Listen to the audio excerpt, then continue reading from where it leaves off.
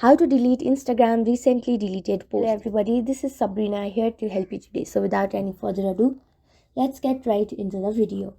So first, launch your Instagram application. Then on your bottom right corner you will see this profile icon. Simply tap on it. Then tap on your menu bar on your top right corner.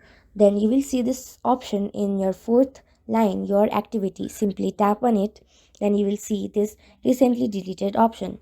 Tap on it, and then as you can see, this post will be automatically deleted after 30 days. But if you want to delete it right now, simply tap on the post, then tap on this three dot line, then tap on delete, and done. So that's it. Thank you for watching this video. Make sure to like, share and subscribe to our YouTube channel. If you got any questions, comment them down and I'll catch you in the next one.